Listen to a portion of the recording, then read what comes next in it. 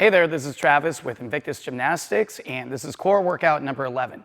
There are 6 different movements here, and you're going to try to move smoothly from one movement to the next without being in a rush, and there will be 3 sets of these 6 movements with no rest in between. So it's just really important for you to take your time and pace yourself throughout these movements. It's for quality of the movement, not for speed and just to get the reps done, okay?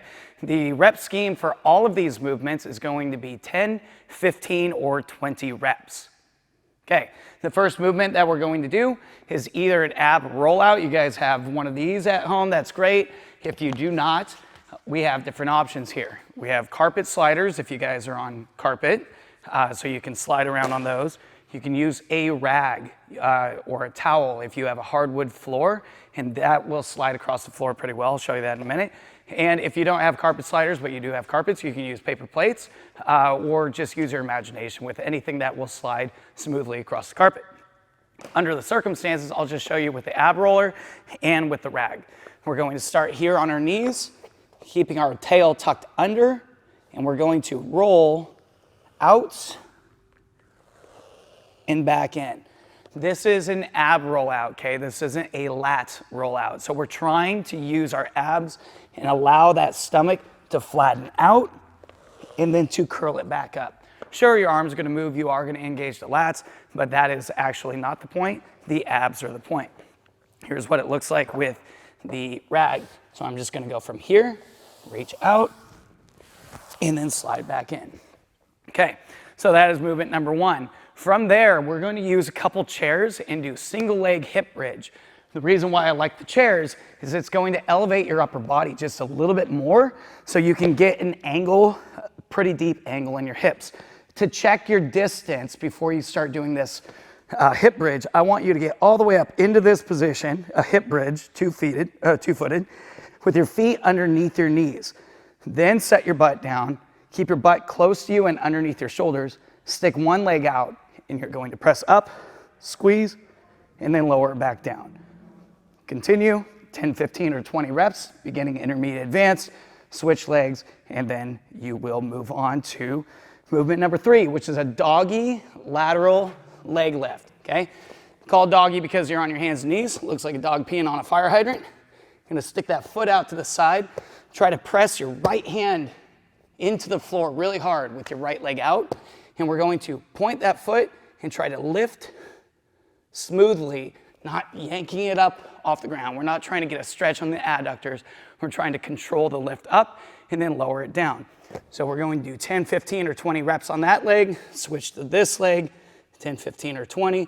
And just keep in mind, and it does depend on your flexibility and your hamstring, but you want that foot as far out to the side as absolutely possible over here, not necessarily back here, okay? This is going to be a little bit different. We're going to try to hit the TFL at the top of the hip and then lift this side. Make sure you're not dropping your foot also. That is part of controlling the movement. Now from there, we're going to go to a hand plank in and out.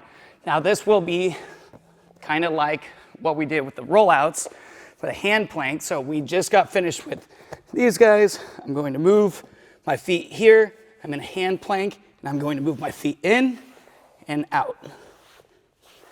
Okay, this looks like it could be mostly abs, but this is also support and control with your shoulders, okay? You may need to turn your hands out to the side if your wrists become uncomfortable, but that is totally okay. Just find what's most comfortable, flatten out until you are in that completely extended hip position, and then bring them in and out.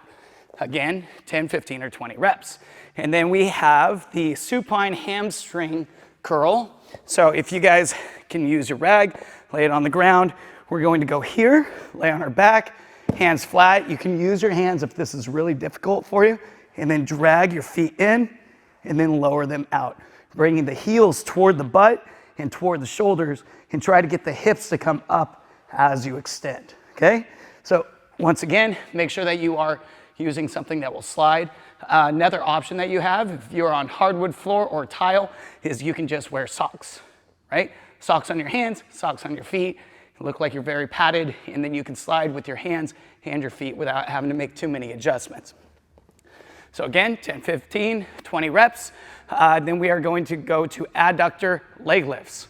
So an adductor, the inside of the leg, we're going to lay on our side, knee up vertically. I'm going to try to keep this foot turned absolutely as far sideways as possible.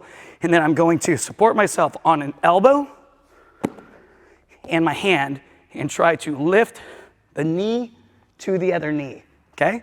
If this is difficult, you can lay flat. It's a little bit easier. But again, we are trying to keep that bottom foot completely horizontal and then lift up and down. With control, no rush, 10, 15, 20 reps, switch sides, and do the same on the opposite leg. You are going to do 3 sets of this and just move right back into the beginning where we go to the ab rollouts, then the single leg hip bridge, the doggy lateral leg lift, hand plank in and outs, supine hamstring curl, adductor leg lift. This should be smooth, relaxing, maybe put on some really chill music, and then just kind of move along with it. Enjoy the squeeze and the contractions from all the movements, and that is core workout number 11.